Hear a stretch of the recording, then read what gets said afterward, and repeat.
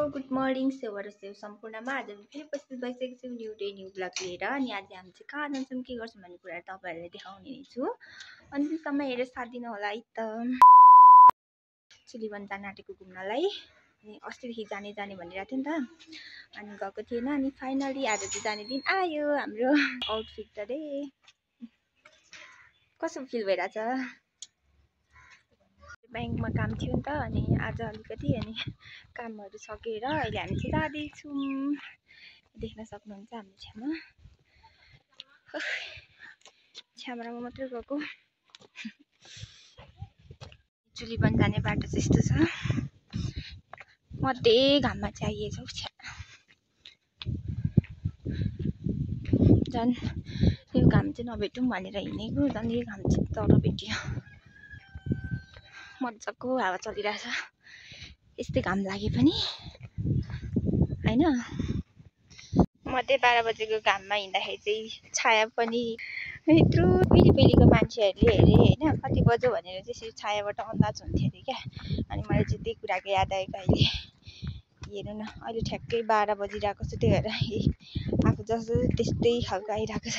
देख्न सक्नुहुन्छ आजको भ्यू चाहिँ धनकुटाको भ्यू यस्तो छ है त। गाइडहरू तुवालो लागेर हल्का मधुर देखिएको छ, तर पनि केही छैन। हामी चाहिँ हिँड्छौँ, हिँड्न सकिन्छ यतिको त। यहाँको कच्ची रोडहरू पनि धेरै राम्रो बनाएको रहेछ। अहिले चाहिँ धेरै विकास भइसकेछ है त यहाँनिर। अब हामी चाहिँ यो रोडलाई छोडेर यो रोड जानुपर्ने हुन्छ।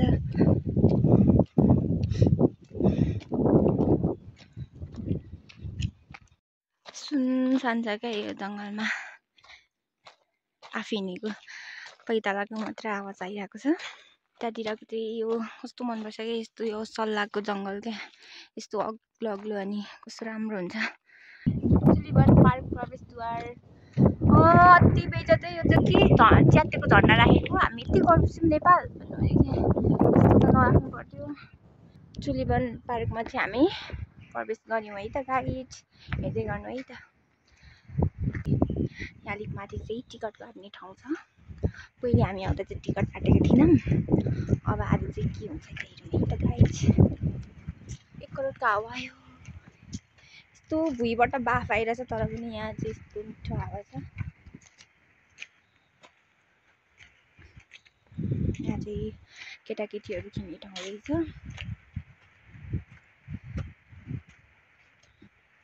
तपाईँहरूले पनि सुन्नुहुँदैछ होला यो सल्लाहको सुस्केर। टिकट काटेर प्रवेश गऱ्यौँ। साथमा चाहिँ हामीले एउटा एउटा फ्रुटी लिएर गयौँ। अनि 2 जनाको गरेर चाहिँ 40 रुपियाँ टिकट लाग्यो। भनेपछि एकजनाको चाहिँ 20 रुपियाँ लाग्ने रहेछ है। अब हामी 20 रुपियाँमा के चाहिँ हेर्न सक्दो रहेछौँ त साथीभाइहरू। लेट्स सी, हेर्दै गर्नु होला। तपाईँलाई पनि म सँगसँगै देखाउने छु है त। खुड्किलाको प्रवेश गर्ने ठाउँमा चाहिँ यो मूर्तिहरू पनि देख्न सक्नुहुन्छ तपाईँहरूले। साथै यता पनि देख्न सक्नुहुन्छ सेवाहरू। सेवा उकालो लाग्नुपर्ने हुन्छ। पहिलोचोटि आउँदा चाहिँ कति धेरै पिकनिक गर्नेहरू पनि थिए। अहिले चाहिँ हामी चुलीवनको फेदीमा छौँ। अब यहाँदेखि माथि चढ्नुपर्ने हुन्छ। लास्टै घाम छ आजको दिन चाहिँ। अरू दिन चाहिँ घाम लागेको थिएन, आजै चाहिँ फेरि घाम लाग्नुपर्ने। त हिँड्न चाहिँ सकिन्छ। हामी चाहिँ फ्रुटी लिँदै अनि थकै मार्दै उकालो चढ्दैछौँ गाइस। कैसे फील हो रहा है? बहुत अच्छा है। इतना गर्म है पर भी हम चल रहे। अब चाहिँ यहाँबाट हामी उकालो लाग्नुपर्ने हुन्छ। कतिपयहरूले त टिकटक अरू भिडियोबाट पनि देख्नु भएको होला। अनि आज चाहिँ म तपाईँहरूलाई देखाउनु चाहिँ मेरो ब्लगबाट देख्न सक्नुहुनेछ। मैले त्यस्तो गहिरेर यो यस बारेमा चाहिँ थाहा छैन, त्यही पनि आज चाहिँ देखियो है।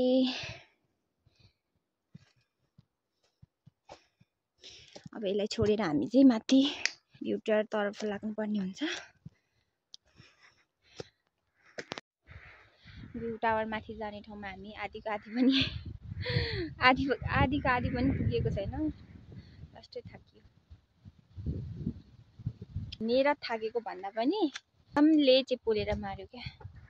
तर पनि घाम लागे पनि यस्तो मिठो हावा चलेको छ कि, यस्तो शीतल हावा चलेको छ। तर पनि जाँदैछौँ हामी चाहिँ सरासर आफ्नो गन्तव्यतिर। अस्ति नै चाहिँ म यहाँसम्म मात्रै आएको थिएँ, यहाँदेखि उता नगइकन घर फर्केको। अनि देख्न सक्नुहुनेछ गाइज, यो पनि विशेष गरी चाहिँ आठफरे राईको किम्वदन्ती रहेको छ। त्यही भएर यो चाहिँ शालिग देख्न सक्नुहुनेछ। यसको बारेमा नि मलाई त्यति गहिरेर थाहा छैन। अरूको ब्लगबाट अथवा भिडियोबाट चाहिँ यसको बारेमा जान्नुहुनेछ तपाईहरुले। कतिपयहरूले त थाहा पनि छ होला। यहाँदेखि देखिने भ्यू चाहिँ यस्तो छ है। तुवालो लागेर केही पनि देखिएको छैन, हल्का हल्का हो कि जस्तो मात्रै। जतै हिँड्दा पनि पानी पर्ने सिजनमा मात्रै रमाइलो राम्रो हराभरा देखिने रहेछ। यो सुक्खा टाइममा त यस्तो बिराक्तो चल्ने हो। हिनकर हमारा हाल ऐसा हो गए, देख सकते हो गाइज। यो गर्मी टाइममा चाहिँ नहुँदा नि हुने रहेछ यहाँनिर। यस्तो हिँड्दा पनि जति माथिबाट हावा आए पनि मुनिबाट बाफ क्या बाफ।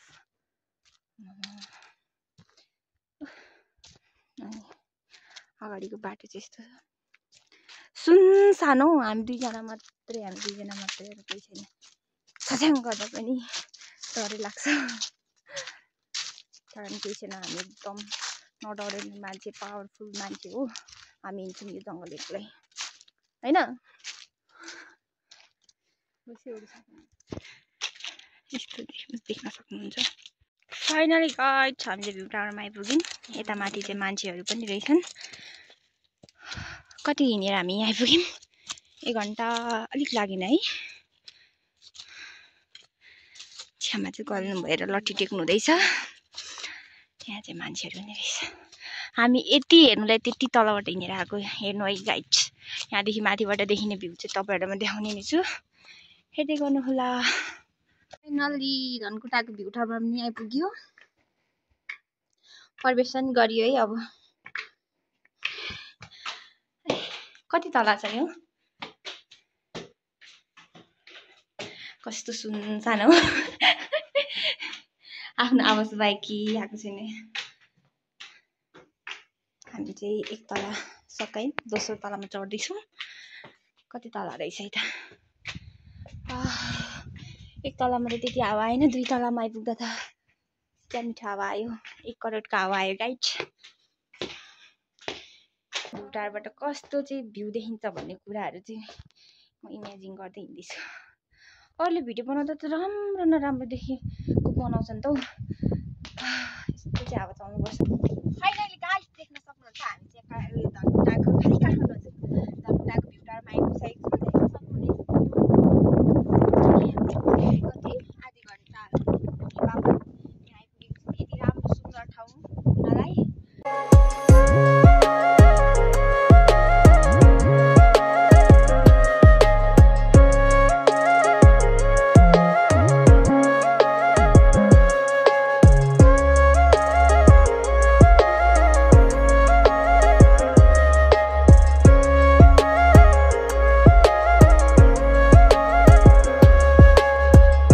भ्यू टावरबाट देखिने भ्यू चाहिँ यस्तो छ है। वाह, यहाँनिर जति यो क्यामेरामा देखिएको छ नि त्यो भन्दा धेरै चाहिँ आँखाबाट देखिएको छ क्या। ओए कस्तो डर लागेको यहाँदेखि तल हेर्नु तर। अनि खोइ हो, म त के पनि देख्दिनँ त।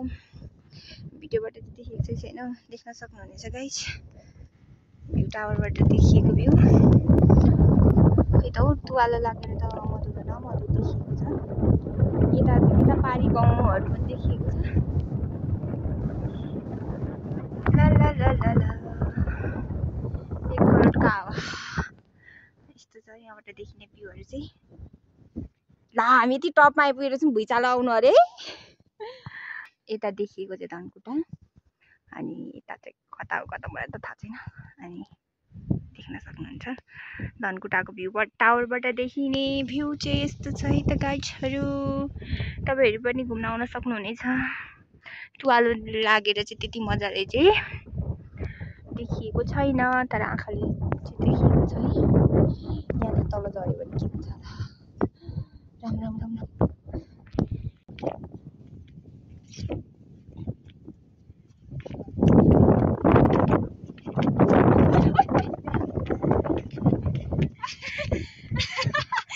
यस्तरी उडाइदिन्छ कि यहाँ झन्डा यस्तो हुनुपर्ने कि नेपालको झन्डा यहाँनिर छरा र हुनुपर्ने अनि फडफडाउँथ्यो क्या हावाले तर छैन।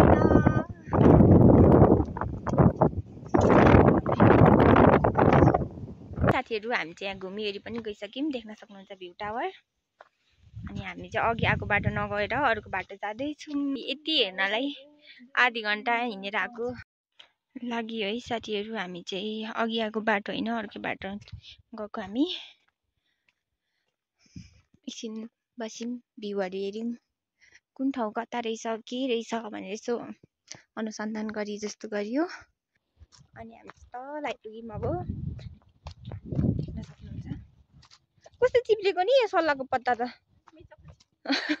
हामी चाहिँ छिटो आएछौँ क्या यो ठाउँमा। अघि हामी आउँदा त कोही पनि थिएन। त्यही अघि माथि भ्यूटारमा आइपुगेपछि भेटाएको थियौँ। अहिले चाहिँ फेरि घुम्नु मान्छेहरू चाहिँ धेरैजना आइसकिसके तर उनीहरू आइसके हामी चाहिँ फर्किसक्यौँ। हाम्रो त बाटै अलग हो। हामीहरू चाहिँ टपमा पुगेर पनि फिरेर आएर पनि एकै ठाउँमा पिङ खेल्दैछौँ गाइस। अब हामी चाहिँ घर जानुपर्ने हुन्छ। तपाईँहरू हिँडेर अनि सस्तो मस्तोमा घुम्न चाहनुहुन्छ भने मात्रै 20 रुपियाँमा आएर घुम्न सक्नुहुन्छ। धनकुटाको चुलीवन मात्र 20 रुपियाँमा घुम्न सक्नुहुन्छ। आउनुहोस् आउनुहोस् धनकुटामा धनकुटाको चुलीवन। यदि तपाईँहरू घुम्न चाहनुहुन्छ भने मलाई सम्पर्क गर्न सक्नुहुनेछ। तपाईँहरूलाई लोकेसन भनिदिन तयार छु, रेडी छु साथीहरू। अब चाहिँ हामी लाग्नुपर्ने हुन्छ। आजको 20 रुपियाँ पनि सकियो। कस्तो फिल हो र है आपको? मैं जानना चाहती हूँ। कस्तो भन्नु कैसे फिल हुआ जरा बताइए। अरे आन्टी जी लजाउनु भयो भन्नु भएन। म भन्छु कस्तो भयो भन्ने कुरा। रमाइलो त ठिकै भयो। जाँदाखेरि गाह्रो भयो गर्मीले अनि हावा चाहिँ चलिरहेको थियो चल्न पनि तर पनि कस्तो क्या भुइँबाट बाफ आउने क्या। त्यो पनि हामीले घुम्यौँ हेऱ्यौँ फर्क्यौँ। अनि हामी चाहिँ छिट्टो गएछौँ क्या। जाने बेलामा चाहिँ फर्किसकेको क्या हामी चाहिँ। अरू चाहिँ जाँदैछन् हामी चाहिँ फर्किरहेको। बाटोमा भेट भइरहेको थियो। सुरुमा त कस्तो डर लागिरहेको थियो ला भन्ने भइरहेको थियो तर केही भएन। हामी एकदम छौँ है। देख्न सक्नुहुनेछ गाइड्स ऐसेले पनि पाएको रहेछ है बाटोमा। अहिले चाहिँ यसरी टिपेर खानुपर्ने हुन्छ। के खाइदियो एकदम चोखो हुन्छ झन् यो जङ्गलमा फलेको। किन घिनाउनु यो बोटमा फलेको चिज छ। ला भरे के पो लाग्छ होला हौ है। चढाइए न त। आएको छोरीलाई बायुले छुँदैन। देख्न सक्नुहुन्छ गाइस ऐसेले आधी चाहिँ मैले खाइसकेँ बोटैमा अझै पनि छ यहाँ।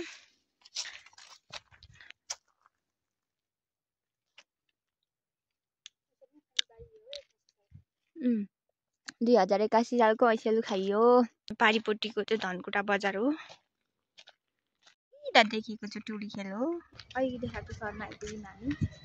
देख्न सक्नुहुन्छ यहाँ घरमा हेर्नु ड्रागन फ्रुट र गाइड्स यो ठाउँमा बालेनसाई हो।